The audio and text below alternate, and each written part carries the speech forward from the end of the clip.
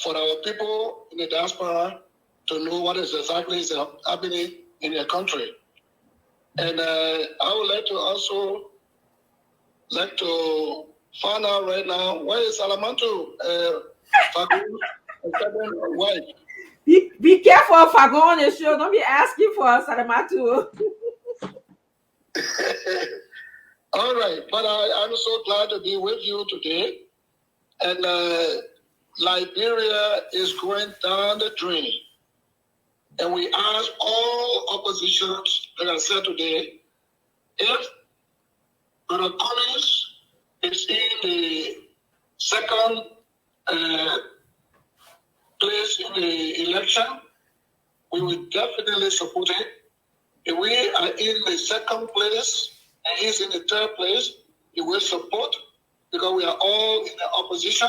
And what we want to see out of this country, out of power, is Mr. Weah, the full-body president. So I'm still ready to answer any question, but this is my opening statement. Thank you, Senator. You said we. Can you just clarify when you said we are in second place? Or you know, the MDR is working along with the Unity Party. Okay, great. There are other prominent citizens that are earmarked to be rescued too. And we have decided as executive members of the party, and the party in particular, that whoever GMB will choose as it is second in command, we will support. We put the country first, and we're not anxious for position. We have a major problem. That problem is massive corruption. That problem is regionalism rather than nationalism, and et cetera. So to get this government out, we have to unite. And that can come about perhaps in the second round, because there will be a second round.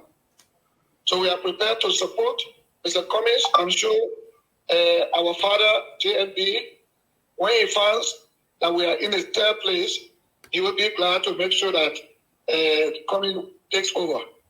And when we are in the second and Mr. Cummings is in the third place, he also will do the same, so that our nation can begin to move forward and we can form a government of national unity. Okay. Senator, are you currently supporting Vice President Joseph Boakai for president for Liberia? I do. Certainly I do. Okay, thank you. I'm going to move on to Honorable Fagon to ask you his two questions, and then we're going to move on to Hussein UJ Fariga to ask you, and then I'll come back to me to ask you my two questions. So, Honorable Fagon, can you please ask the Senator your questions? Honorable Senator, can you hear me? I do. I hear you clearly. Thank you, sir. When we were on the county tour, I had left Nimba to return to Monrovia. I could not go any further. I received a call on the morning of that incident, and the call came from Madam Fina Bono, instructing me to inform the Liberian people that an EPS officer had committed suicide. I rejected and refused the call on grounds that you cannot instruct me to inform the Liberian people on what you're saying without giving me the necessary details or without me finding out what exactly happened. So therefore, I rejected it, and she was furious and angry. It was early in the morning. You said it was a woman who pulled the trigger. Without telling us the name, could you say whether she was a security personnel? Could you describe how she was dressed? And did she take the gun from somebody? How did she get the gun? Yeah, but you know, Fina Bono, though she is chief of protocol, she carries arms most of the time. And that time she has arms, so that's it. Thank you. My second question here, today you said in your press interview, whoever President Boakai is picked, we will support. I'm calling on every citizen to get out there on the 28th, leave whatever you're doing and come to the city center. Let me ask you this. there is something called the Senator's Playbook, and it looks like almost a greater amount of the senators are determined to change President Weah for his lack of leadership. Are you in constant contact with some of the senators, and who are some of the most prominent ones that you've talked to of late? I'll tell you, all of the senators are unhappy with this regime. Members of the House of Representatives are also unhappy. During the time of Madam Salim, she opened corridor for the legislative caucuses of the different counties to meet with her. That way she was able to know what the people were thinking through the lawmakers. But since 2017, when Mr. Weah was elected, he decided to close all corridor on us. So we have not been able to see Mr. Weah at all. We can't meet him. He pick and choose. He has his members of the House of Reps from the CDC that he meets at Jamaica Resort. But the rest of the senators from other countries, no, we don't. We don't meet with him. He isolates all of us. We cannot meet with him as a caucus. We cannot discuss anything regarding our respective countries. So I wonder how will he get vote in the different countries when he's not with us? Definitely, I think he's going to lose.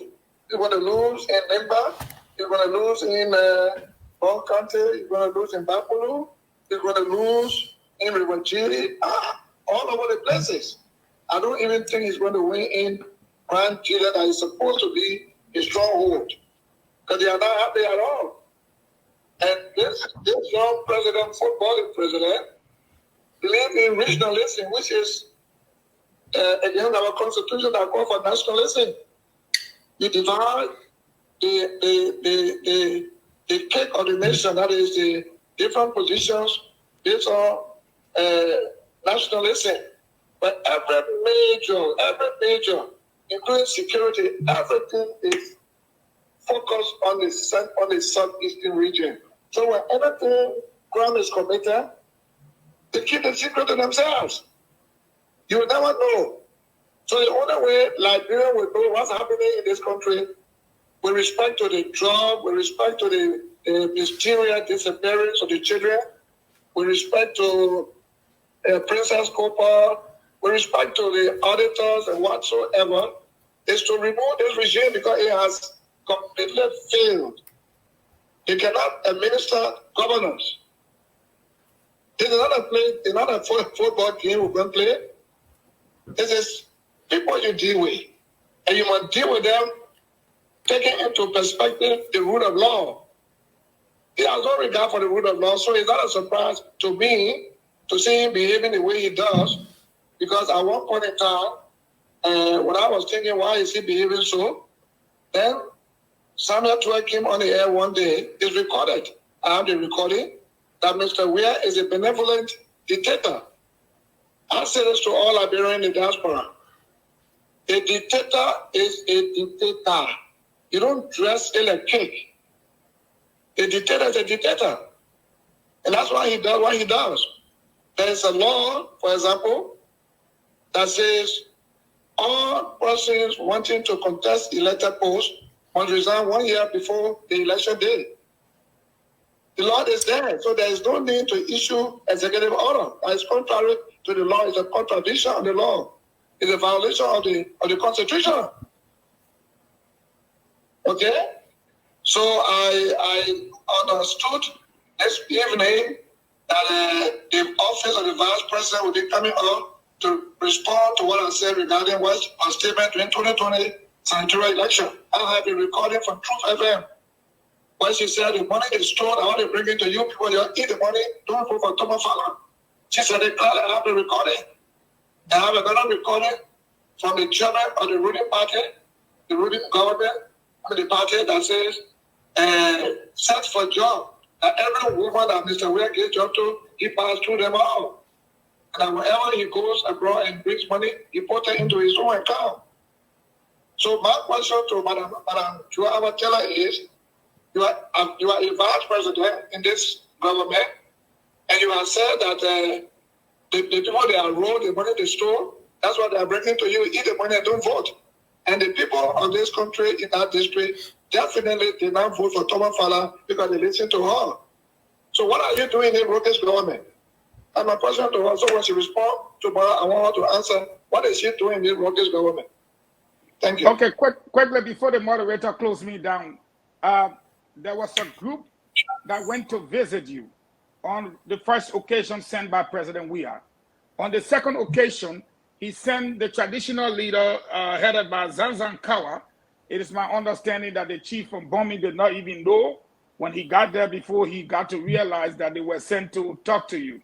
Can you confirm the two visits of people sending, President Weah sending people to beg you on the first occasion, which your people in your compound did not allow them to see you, and on the second occasion led by Zanzan Kawa himself with some other chiefs to come and talk to you as quite recently. Can you confirm that or tell us a little bit about those visits? Yes, I can confirm that. The first group came, I don't know who they were, but the security stopped them at the gate and they went. But the second group was headed by Zanzan Kawa and some traditional leaders and one minister. And they came to talk to me, and I told Zanzan Kawa, this country is for the people of this country, it's Liberia. And they elected a leader to lead them for 6 years. I mean, take care of us. It's not to privatize everything, the economy, everything is managed by this young man. He does whatever he wants to do. He's a complete dictator. He acts the way he wants to act. And when you advance it, he asks a little, you cut a speech. And I told Zanzan Kawa that it was over. That I would never ever go to support CDC. And as far as I know, he's a one-time president. Because the prophet, King Joshua, may his soul rest in peace. He told us that President Weah did not have the solution to Liberia's problem. He said it. But he said, I will pray for you. And when I pray for you, you will come back there for the second prayer, that God will help you infuse into your mind his word, which is spirit and life. And when you go back, you will lead your country well. You will choose your official with care. Selfless people, not selfish.